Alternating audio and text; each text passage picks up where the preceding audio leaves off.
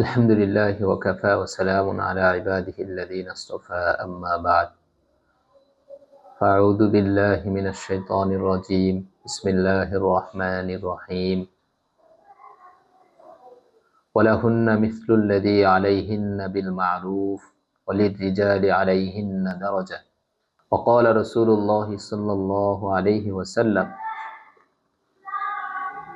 الصلاة وما ملكت أيمانكم أو كما قال عليه الصلاة والسلام আল্লাহ তাআলা স্বামী স্ত্রী যে সম্পর্কটা দিয়েছেন এটা একটা বিশাল নিয়ামত। এই সম্পর্ক পৃথিবীর যত সম্পর্ক আছে এই সম্পর্কগুলো সুচারুরূপে চলমান রাখার জন্য যেমন কিছু নিয়ম নীতি আছে, ঠিক তেমনিভাবে স্বামী স্ত্রী একসাথে থাকবে এটার জন্য একে অপরের কিছু হক আছে। এ ব্যাপারে কোরআনে কারিমে ইরশাদ হয়েছে ওয়ালাহুন্না মিসলুল্লাযী আলাইহিন্না বিল মারুফ, যে নারীদের জন্য স্বামীদের উপর ন্যায়সঙ্গত কিছু হক রয়েছে। যেমন স্বামীদের নারীদের উপর ন্যায়সঙ্গত কিছু হক রয়েছে। তো যেহেতু কোরআনে কারিমে নারীদের হকের কথা আগে বলা হয়েছে, এজন্য আমরা প্রথমে স্ত্রীর হক সম্পর্কে ধারাবাহিকভাবে আলোচনা করব। তো কোরআনে কারিমে নারীদের হকের কথা কেন আগে বলা হয়েছে এ সম্পর্কে মুফাসসিরিনে কেরাম লিখেছেন, যেহেতু সৃষ্টিগতভাবে নারীরা হলো দুর্বল আর পুরুষরা নারীদের তুলনায় শক্তিশালী, এজন্যে আল্লাহ তাআলা দুর্বলের হক আগে দেওয়ার কথা বলেছে। কারণ বর্তমান যুগে নারীরা যতই নিজেকে শক্তিশালী হিসাবে প্রতিষ্ঠিত করতে চাক না কেন, আল্লাহ তাআলা যেহেতু সৃষ্টিগতভাবে তাকে দুর্বল করে সৃষ্টি করেছেন, সে দুর্বলই। পুরুষ যে ধরনের বোঝা বহন করতে পারে সেটা একজন নারী পারে না। পুরুষরা যে সকল দায় দায়িত্ব পালন করতে পারে সৃষ্টিগতভাবে নারীরা সেগুলো পারে না।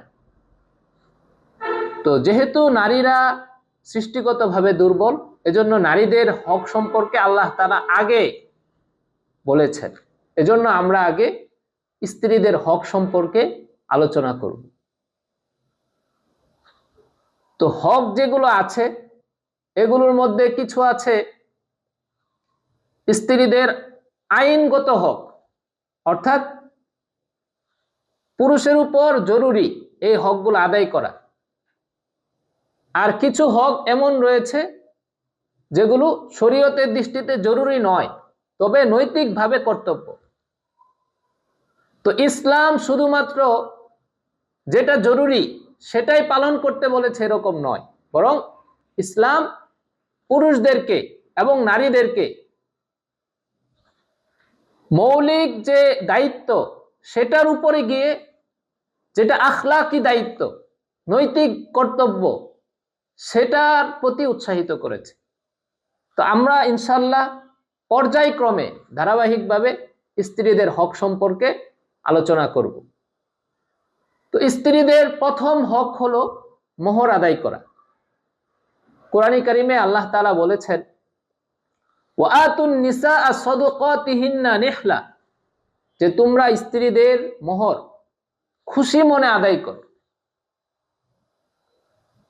তো এই খুশি মনে যে মোহর আদায় করবে, এখান থেকে কিছু বিষয় শিক্ষা পাওয়া যায়। একটা হলো মোহরটা এই পরিমাণ হইতে হবে যেটা পুরুষের সামর্থ্যের মধ্যে, পুরুষের সঙ্গতির মধ্যে, যেটা সে খুশি মনে দিতে পারবে। সুতরাং মোহর ধার্য করার ক্ষেত্রে বাড়াবাড়ি করা এটা সমীচীন নয়। মোহর ধার্য করার ক্ষেত্রে পুরুষের সামর্থ্যকে বিবেচনায় রেখে নারীর অবস্থাকে মূল্যায়ন করে পুরুষ মোহর ধার্য করবে। এটা হাদিসের শিক্ষা। হাদিসের মধ্যে এসেছে খয়রুস সাদাকি আইসারুহু, সবচেয়ে উত্তম মোহর হলো যেটা পরিশোধ করা সহজ হয়। এই হাদিসের সনদ সহিহ। তো এই জন্যে মোহর ধার্য করার ক্ষেত্রে অবশ্যই অবশ্যই নিজের সামর্থ্য, নিজের সঙ্গতি এটাকে বিবেচনায় রেখে মোহর ধার্য করতে হবে। এরপরে মোহর পরিশোধ করা কখন জরুরি হয়? স্ত্রীর সাথে যখন নির্জন বাস হবে, বাসর যাপন হবে, বাসর যাপনের সাথে সাথে মোহর পরিশোধ করা এটা জরুরি হয়ে যায়। তবে উত্তম হলো বাসর যাপনের আগে কিছু মোহর আদায় করা, সম্ভব হলে পুরোটা আদায় করা।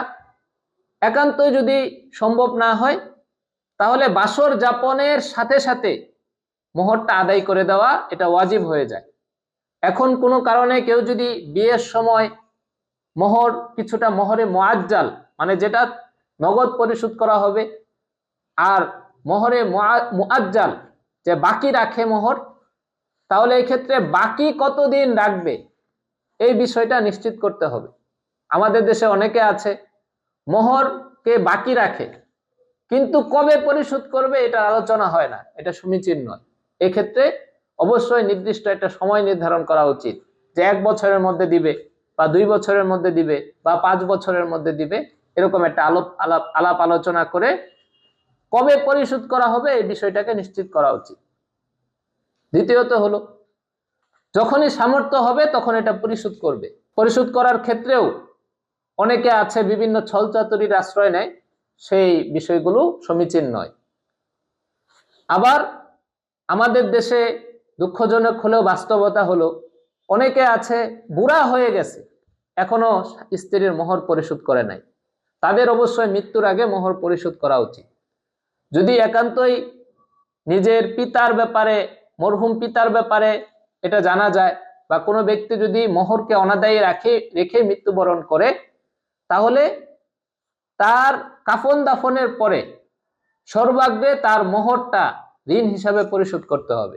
করার পরে বাকি সম্পত্তি ওয়ারিসদের মাঝে বন্টিত হবে। তো মোহর সংক্রান্ত আমাদের আগেও বিস্তারিতভাবে আলোচনা হয়েছে। তো আমাদের যে সকল ভাইয়েরা নিয়মিতভাবে ভিডিওগুলো দেখেন, তারা আমাদের ওই ভিডিওগুলো মনোযোগ সহকারে দেখে নেবেন।